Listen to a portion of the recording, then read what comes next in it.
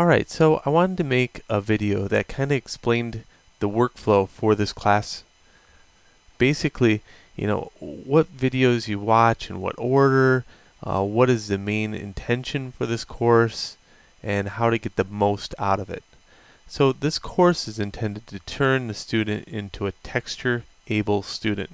In other words, if you have any questions whatsoever when you were designing meshes, like 3D polygon meshes, and you wanted to say, well, I want to be able to take and put a texture on an object. Well, this whole class is about putting textures on inorganic objects. In other words, like cylinders, boxes, box models, parametric designs. So what I wanted to do is show you the outcome of the course, and this is a warehouse factory. This is using a parametric modeling style that is seen in many of the game engines nowadays, where each individual block could be used in different areas of the level, and you can create building 1, building 2, building 22 out of them. So this style of modeling is a little different. But it's what's in the industry right now, so I want to introduce it and show you how it works. It's a very great workflow, there's no doubt about it, and you can put a lot of detail in with very little effort. So now let me explain something. I have 3 types of students. Student 1, I really never talk to that student because that student usually signs up for a course and drops it before they even attempt the course, so they really don't count as a student. Actually, I have 4 types.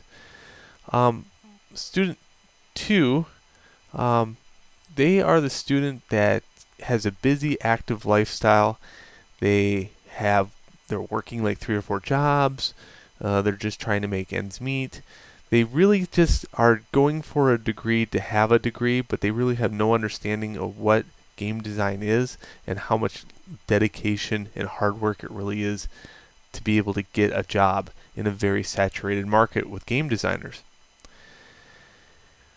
Student 3 is they're very rambunctious students. They love freaking learning. They are dedicated 24/7 to learning. They like to think of different ways to put things together, different workflows. They're very curious students, and I think that curiosity is the main thing that I love about these types of students, because I'm a curious student too. Still a student, got a master's degree, still heavily student oriented. I love to learn new things. So when I see a student that has that curiosity, I feel really bad for that student that they're in a course with students that don't take the time and effort or are not curious about this, and they're just there to get a degree. So this course is intended for that student, the curious student. I've divided the class up into 2 different options. So if you follow the course, there's option A and option B. Option A is for the second student, or that busy, active lifestyle, just here to get your grade and learn a little bit about textures and lights and everything else.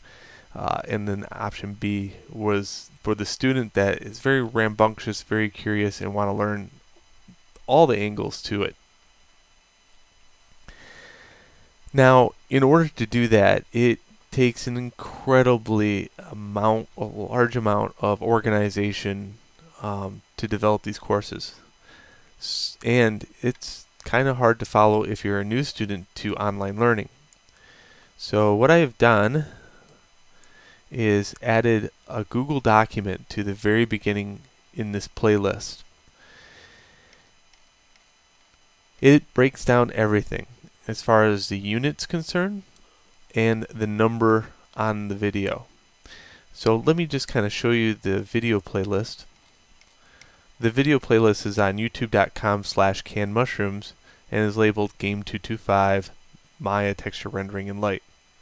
Okay, and in it there are 5 units, but I'm going to add some more units later on, and these are just for students that are wanting to continue with this course, but they only had 5 weeks with me. So, you know, in 5 weeks' time, I have to really choose what to teach and what not to teach in order to be successful in the other courses.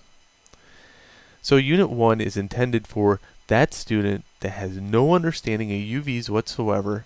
They just got done with some kind of model in some fashion. It's probably a box model, and they want to learn how to make uniformed textures. Okay, so in this case, these videos are very watered down, very succinct. They're hand holding all the way. I have to do that for Unit 1. I have to hold the hand of the student very carefully because UVs freak students out. Now, if you look at the outcome of this, what happens is the student posted this in the discussion board that week, and this is called a tear sheet. So expect to be making a lot of tear sheets in this course. Tear sheets are very handy when it comes to showing off your work and building a portfolio. So as many tear sheets as you can make for your portfolio is amazing. So this tear sheet shows the uniformity of textures using a checkerboard pattern to get uniformity and how to UV many different kinds of shapes. And once you learn how to UV the many kinds of shapes, you can go on to look at your complex models and use that same shape and that same technique for those models. Okay? So the discussion board is a lot of posting these tear sheets, and the IPs are a lot of doing the actual physical labor. Alright, so that's Unit 1. Unit 2. Unit 2 is this parametric modeling workflow.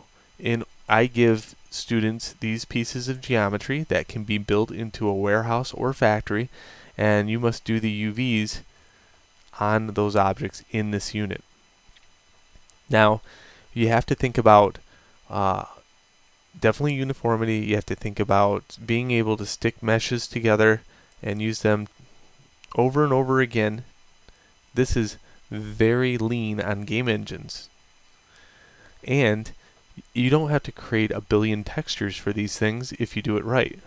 So less the texture, less the geometry, more the speed of the engine. So this workflow is intended for game design only, not CG, game design.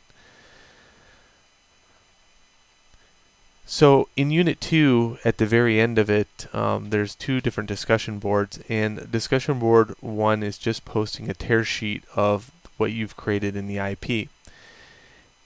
In the DB, however, if you wanted to go a little bit deeper and understand how to do more shapes and think about different concepts of UVs, this is Unit 2 DB Option B. Okay, so if you go page over here, I just kind of like showing it tit for tat.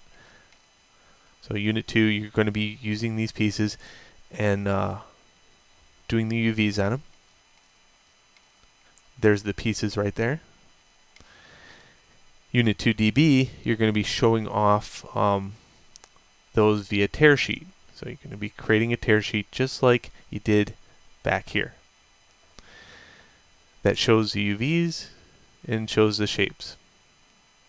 Now, here is Option B. And there's Option A. Option B is the little parametric models that could be used on the inside of the factory later on. Now, of course, these are a little tougher, but again, these are intended for the student that really want to learn. So you can choose Option A or Option B. It doesn't really matter. Either one, they get posted to the discussion board of that week. And please just follow the text verbatim. You'll be posting something like this in the discussion board if you did Option B, and this one if you did Option A. Alright, so UVs, all about UVs in Unit 2, how to do them back and forth on different objects. Unit 3 is all about texturing and the texturing workflows, especially in Photoshop. So one of the main things I always get all the time is students that use low-res, very crappy looking textures. And this course is all about getting that quality higher for those students to understand what resolution is, understand detail, understand contrast, understand sharpness. Okay, so when you're done with this one, you should have something that has all these models. So you're going to have like one of each of these pieces of geometry done, and those pieces can be made into a factory later on. Okay. So if you look at this building for a second, this mesh repeats over and over again. This mesh repeats over and over again. This one, this one. These are all just pieces of a bigger puzzle, much like these pieces are part of a bigger puzzle that add detail to your levels. So I can turn this level on, and you can see I got all kinds of scrap. I got this thing that climbs up. I got these girders. I got these pipes that stick out. If I go inside, I got these girders, lamps. But if I turn off all the details, you know, this is just what the student learns as the average student that wants to take the course. Okay.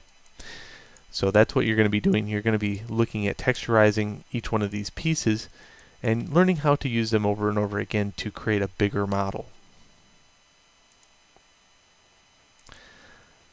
That texture workflow is huge. Now, as far as the discussion board is concerned for Unit 3, we're going to be looking at posting this into the discussion board, or in option B, you're going to take your shapes into Mudbox and learn how to use Mudbox to create textures on them, and then post that. Okay. Unit 4. Unit 4 is all about construction using the parametric designs and lighting. So lighting's, you know, lighting in Maya and lighting in a game engine, two different things altogether.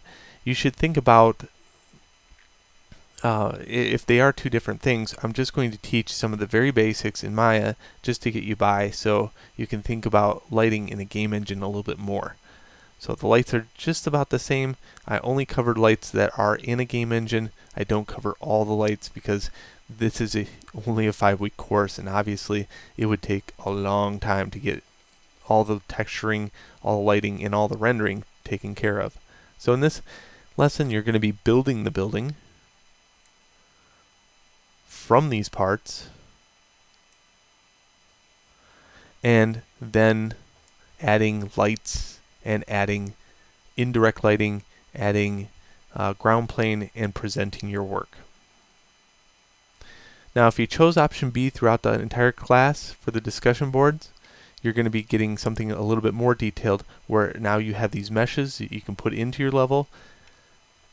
You got these little pipes, you got all this junk, you got all these girders, and you can build whatever you want with them. Again, if you're developing a portfolio, this is a good idea.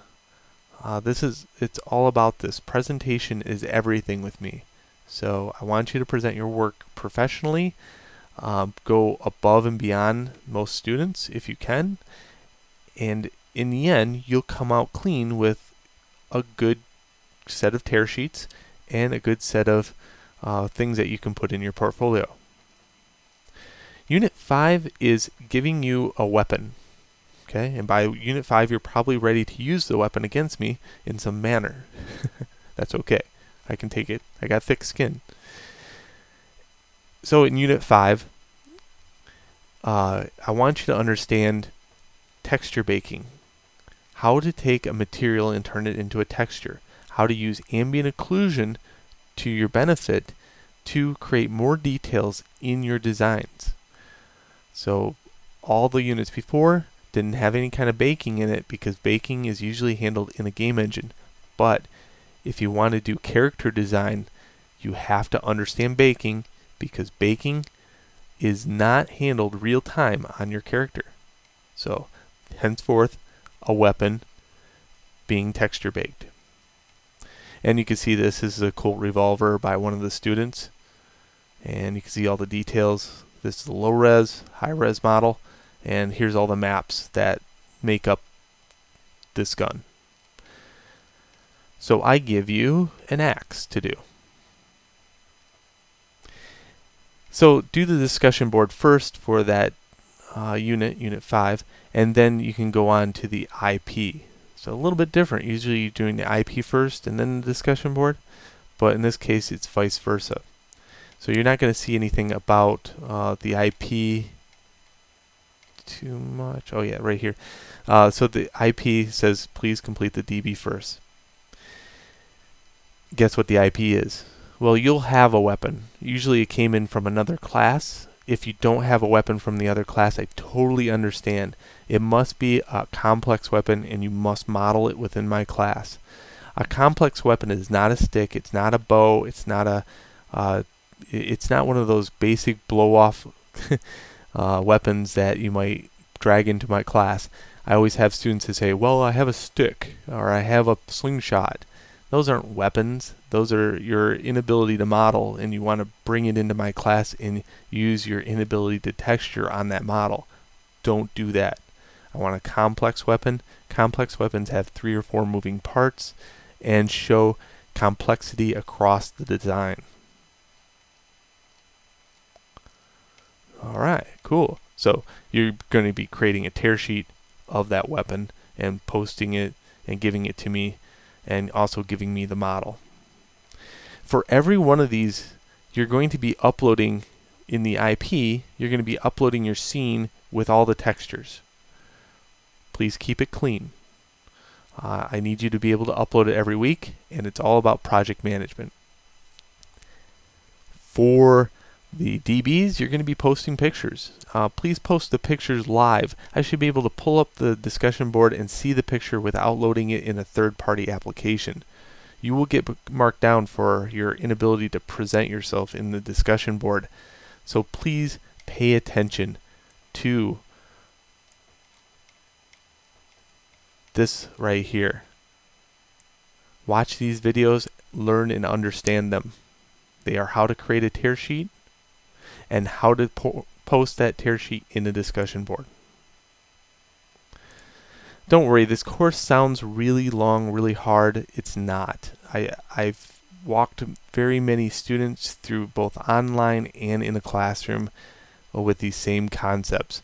I've designed many courses, and I've worked for many college, and I've also been able to kind of sell my designs, my classes to other schools, so don't worry about it. I've done this before. You'll be alright in my class. Some comments below of students that have taken the course, and heed their warning, heed their knowledge of how they made it through the course. Alright, so there is my 20-minute brief introduction to the course that totally breaks it down. All the links are located here. All the lesson files are located here. I hope you enjoy the course, and have a good one.